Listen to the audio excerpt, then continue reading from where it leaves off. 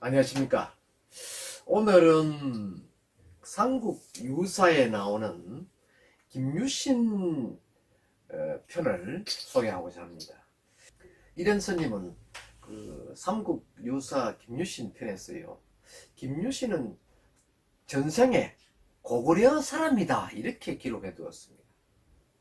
본래 고구려의 일관이었는데 그의 이름을 추남이라 했다. 이 추남이라는 것은 빼어난 일관으로 알려져 있습니다. 그런데 이제 그 사건이 하나 전개가 되는데요. 그 사건에 보면은 국내성 앞에 그 넓은 그 개천이 있었는데 그 개천이 물이 항상 동에서 서쪽으로 이렇게 흘렀는데 어느 날 보니까 서쪽에서 동으로 흐르고 있더라. 소위 이제 역류가 된 것이죠.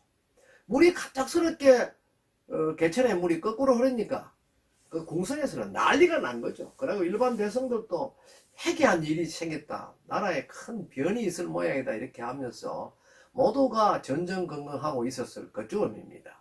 그러한 즈음에 국내에서도 왕실에서도 발칵 뒤집어진 거죠. 그래서 일관을 불른 겁니다.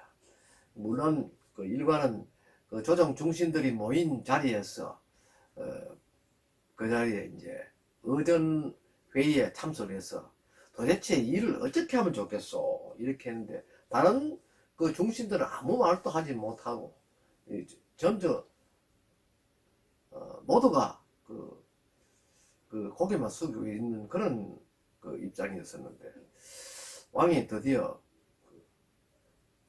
일관 춘왕공이 이야기를 해보세요 이렇게 했습니다. 그때 그 왕은 정확하게 누구인가 하는 것이 표현되어 있지 않습니다. 그럼 후자의 여러 학자들은 막 보장왕일 것이다 하는 그런 추측도 합니다만 이것은 자칫 잘못 단정을 지으면은 여러 가지 또 서로 맞지 않은 부분이 있어서 저는 그 부분에 대해서는 언급을 하지 않겠습니다. 그런데 일관 추남이에게 물으냐, 추남이가 한참 동안 있다가 어렵사리 전하 죽여주십시오. 그래, 그러면 그 무슨 말이요? 차마 제 입으로 담기가 어렵사옵니다. 그게 무슨 말이요? 이렇게 하니까 중신도 웅성거리면서 모두 일관 춘왕공은 그걸 알고 있으니까 빨리 말을 하라는 종용을 했던 것이죠. 그러니 이어코 이제 일관 추남이가 의전 앞에 꿇어 엎드려서 이야기를 하는데 그 내용인 즉선 이렇습니다. 지금 물이 역류하는 것은 나라에 큰 변고가 생길 우려가 있습니다. 일종의 역모인데 자칫하면 그 전하에게 큰 변이 있을 그런 우려가 있습니다. 이렇게 이야기합니다. 그러니까 더욱더 중신들은 웅성거리고 왕도 크게 놀란 거죠. 그 도대체 무엇이냐 하니까 소신을 벌해 주십시오. 그럼 또 말을 하지 않거든요. 그래서 임금이 계속 설득을 시키고 난 뒤에 이야기해 보시오 라고 이야기를 하니까 일관 춘왕이가 이렇게 이야기합니다. 아래옵게 황송합니다마는 중전 마마께서 색정에 들어서 이렇게 갑자기 앞에 국내성 앞에 냇물이 역류하는 것입니다. 이렇게 이야기하거든요. 그 무슨 이야기냐? 소상히 이야기해보라 하니까 최근에 들어서 중전 마마께서 다른 남자와 사통을 하고 있어서 그로 인해서 이런 큰 변고가 생긴 것으로 소신을 알고 있습니다. 이렇게 이야기하니까 왕은 이것은 분명히 역모다. 만약에 그 경우에 이것이 거짓으로 이야기가 되거나 또 추남공이 사심으로 이야기한다면 큰 벌을 받게 될 것이요. 그리고 또 반대로 중전이 그러한 행위가 과연 있었다면 중전은 곧 폐위되고 큰 벌을 받게 될 것입니다. 라고 이야기했던 것이죠. 그래서 급히 중전을 불러라 했던 것입니다. 그 중전은 이었고 그 군사들이 이어서 의전 앞으로 나온 것이죠. 여차 저차 해서 이 국내성 앞에 물이 지금 거꾸로 흐르고 있는 것도 당신도 알고 있지. 이 물이 거꾸로 흐르는 것은 당신이 외간 남자와 사통을 해서 그렇게 물이 거꾸로 흐른다. 거기에 대해서 당신은 할 말이 있느냐 하니까 전하 천부당 만부당합니다. 당연히 천부당 만부당하지. 천부당 만부당합니다. 이렇게 이야기했던 것이죠. 그렇게 하니까 결국은 장례도 소란스러워졌고 이제 과연 어떻게 될 것인가 이렇게 전부 입을 닫고 있었습니다. 그때 전하 시간을 주십시오 하더니만 이 중전이 잠시 후 자기 방에 갔다가 빨간 보자기에 든 상자 하나를 들고 왔습니다. 그리고는 추나미 앞에 그것을 내놓았죠. 네 이놈, 네가 그렇게 잘한다면 이 통 속엔 무엇이 들었는지 알아맞혀봐라. 만약 알아맞추지 못하면 너 목숨은 바로 나를 능멸한 죄로 목숨을 잃고 말 것이다. 이렇게 엄하게 호령했던 것입니다. 그것을 받아든 추남은 한참 동안 그 상자를 꿰뚫어 보다가 이 상자 속에는 죽은 쥐가 들어있습니다. 이렇게 말을 했습니다. 그때 왕비는 잠시 깜짝 놀란 거죠. 사실 왕비가 그 속에 쥐를 한 마리 넣어놨는데 그 쥐가 들었다는 걸 아니까 더더욱 놀랄 수밖에요. 그래서 내 이놈 쥐는 맞다. 하지만 그 속에 쥐는 모두 몇 마리가 들었느냐 이렇게 호통을 쳤습니다. 그러자 추남은 전하 이 속에는 쥐가 7마리가 들었사옵니다. 이렇게 이야기했죠. 어떤 기록에는 5마리가 들었다 하는 것도 있고 이렇게 하는데 이건 설왕설래가 되는 부분입니다. 그래서 오늘은 7마리로 통일을 하겠습니다. 7마리가 들었습니다. 라고 이야기했죠. 그러니까 즉시 개봉하라! 이렇게 해서 옆에 있던 군사가 그 보자기를 풀고 통을 여니까 그 속에는 쥐가 분명하되 큰 쥐가 1마리가 들었다는 것이죠. 그래서 왕은 자신의 왕비를 능멸했다. 이렇게 해서 당장 저 추남을 처형하라. 이렇게 명을 했습니다. 그래서 추남은 바로 포박이 되어서 공내성 밖에 저 어떤 깊은 그 산 계곡에서 처형을 당하게 되어 있었습니다. 막상 그로 인해서 왕비는 면피를 얻었습니다만 왕은 곰곰이 생각해 봤죠. 도대체 제 추나미가 이 상자 속에 쥐가 들어있는 것은 어떻게 알았을까? 이렇게 오전 내내 고민을 하게 되었던 것이죠. 그러다가 다시 군사를 시켰어. 그 쥐를 가져오도록 하라. 이렇게 시켰습니다. 얼마 후에 그 쥐 같은 상자가 왕 앞에 도착했고 왕은 당장 그 뚜껑을 열도록 하라. 이렇게 명을 했죠. 그 뚜껑을 여니까 역시 큰 쥐가 1마리 그 솜 속에 들어있었는데 왕은 한참 동안 그 쥐를 내려다 보다가 그 쥐의 배를 가르도록 하여라. 이렇게 명을 했습니다. 신하들은 바로 칼을 준비해서 그 쥐의 복부를 갈랐는데 그 속에는 새끼 쥐가 6마리가 들어있었다는 것이죠. 깜짝 놀란 왕은 즉시 파발을 보내서 추남의 집행을 사형 집행을 멈추도록 이렇게 명을 했습니다. 그러니까 파발꾼은 급히 말을 막 몰고 갔죠. 그리고 왕은 즉시 왕비를 불러서 그 연유를 문초한 후에 폐위를 시켰다고 합니다. 그러니까 폐비 왕비가 되었던 것이고, 그리고 이제 사가로 갔고, 그 이후에 어떻게 조처가 되었는지는 기록이 없습니다. 근데 파발골은 급히 말을 타고 가는데 바람이 몹시 불고 이랬는데, 근데 저만치에서 이제 망나니가 칼을 막 들어오면서 술을 이렇게 품으면서 이제 목을 치려고 이제 춤을 막 추고 있는 거죠. 추고 있는데 추남은 손을 뒤로 묶인 채 눈을 감고 가만히 하늘을 바라보고 있습니다. 그러고 있을 때 저쪽에서 파발꾼이 오면서 깃대를 막 흔들면서 멈춰라 멈춰라 멈춰라 했는데, 거기 사형 집행관들이 그 모습을 보고 빨리 집행하라 하는 그런 신호인 줄 알고 바로 망나니에게 집행하라 이렇게 명령했습니다. 그렇게 하니까 망나니가 돌다가 대번에 추남의 목을 댕강 쳤다는 것이죠. 파발꾼이 도착하였을 때는 벌써 추남의 목은 땅에 떨어지고 이미 그적에 덮여져 있는 상태였습니다. 그래서 거기에 도착한 파발꾼이 아차 늦었구나 이렇게 이야기했던 것이죠.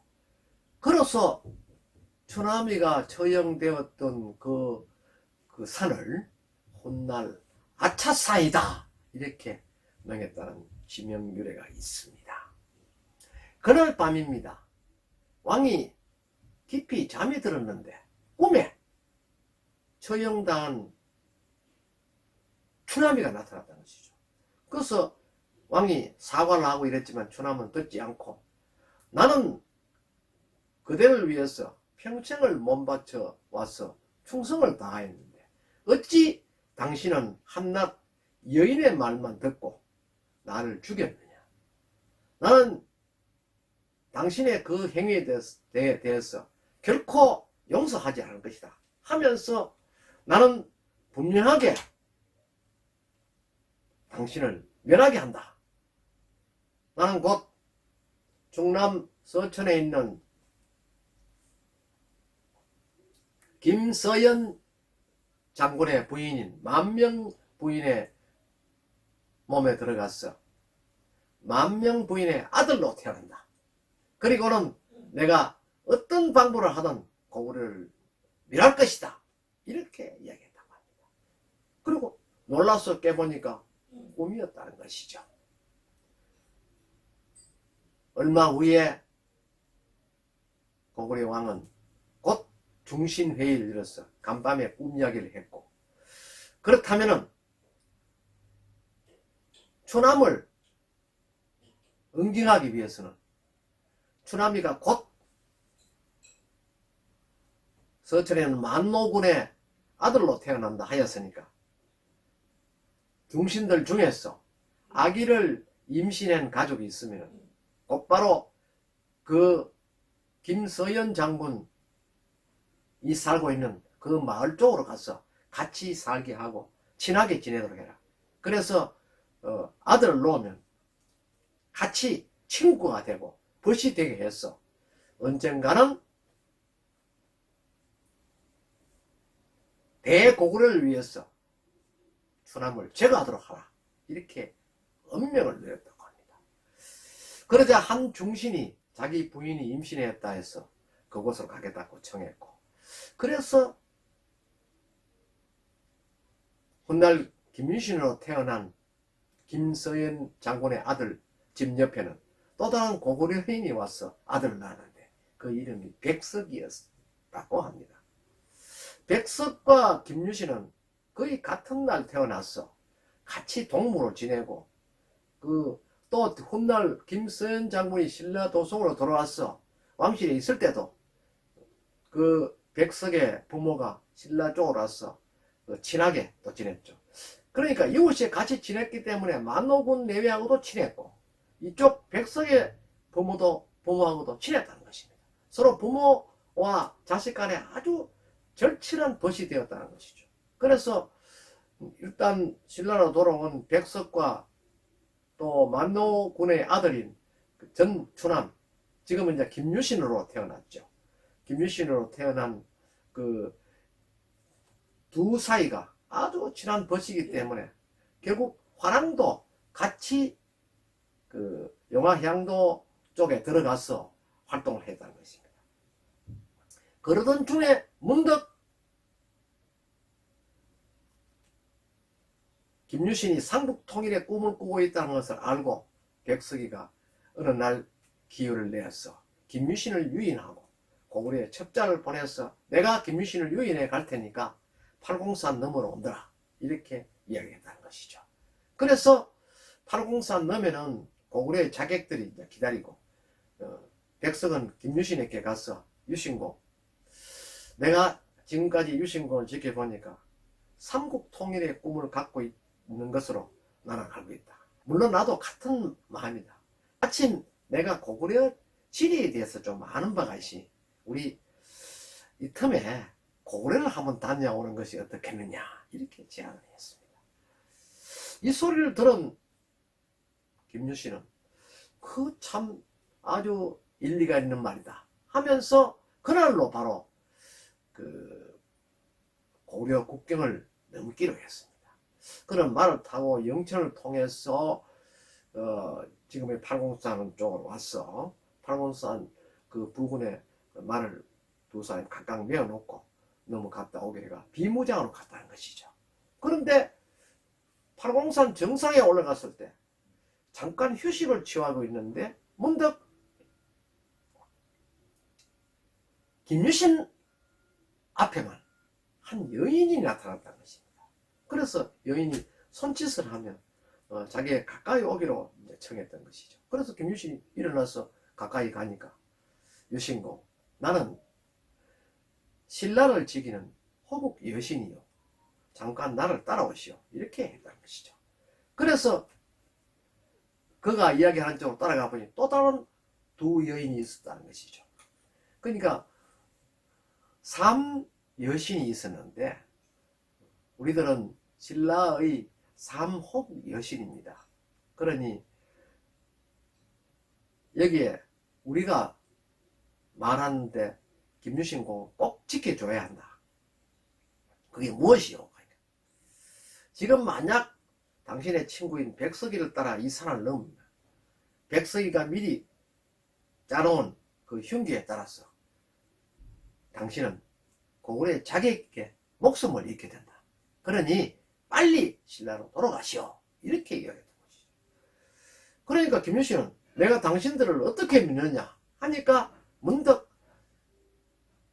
삼신이 영험함을 보였다라고 기록해 두었습니다.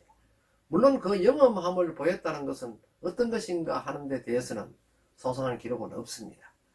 그래서 김유신은 거기에서 결심을 하고 바로 백석이에게 내가 고구려에 가서 그 살펴볼 중요한 문서를 깜빡하고 왔는데 내가 집에 가서 가져올 테니까 백석공은 여기서 기다리시오 이렇게 이야기하니까 백석이 가만히 생각해보니 중요한 문서라 하면 곧 고구려에 도움이 되지 않겠나 해서 나도 따라갈게요 이렇게 이야기해서 같이 따라갔다는 것입니다. 가서는 어디 갔나 하면 그 진영이 있는 곳으로 가지 않고 자기 집으로 들어갔다는 것이죠. 들어갈 때 백석도 따라 들어갔죠. 그럴 때 백성은 대청 마루 앞에 서서 문득 뒤돌아보면서 사병들에게 명을 했죠. 저런 백석을 포박하라 이렇게 이야기한 것이죠. 그러면서 백석에 꾸짖었습니다. 나는 그대를 친구로 여겨왔건만 너는 어찌 나를 배신하게 하려고 했느냐. 너는 나를 유인해서 고구려 자객에게 내 목숨을 가져가려 했는데 내 어찌 그것을 모르겠느냐. 당장 저놈을 처형하라 이렇게 이야기하니까 백석이가 드디어 두 사람 평생 물론 고구려의 하명은 받았지만 친구로 지냈기 때문에 마지막 그가 그럴 수밖에 없었던 사연을 김유신과 그 주변에 있는 사람들에게 얘기했던 것입니다. 그 이야기가 바로 김유신 장군의 전생의 이야기입니다. 그래서 이제 김유신은 전생에 있는 사람이다 이렇게 또 이야기할 수 있죠. 신라의 대장군인 김유신이 어찌 전생이 없을 수 있겠습니까? 하지만 이 김유신은 전생은 해와 달에게 점을 치는 일관으로서 미래를 내다보는 인물이었었는데, 물론 고구려의 입장에서는 큰 귀인을 잃게 된 것이죠. 그로 인해서 훗날 고구려가 멸망했다 하는 그런 기록이 있고, 또 김유신 대장군은 이로써 삼국 통일을 이룩하는 명장이 되고, 뒤에 그림에서 보는 바와 같이 신라 통일전에 모셔진 김유신과 태종무일왕과 또 문무대왕 김유신과 함께 이렇게 통일전에 모셔져서 신라의 삼국 통일의 위험을 과시하고 있다는 것입니다. 오늘은 김유신 장군 전생에 대해서 한 편만 설화적인 전성 형태를 제가 설명 형식으로 또 이야기 형식으로 재구경을 해보았습니다. 감사합니다.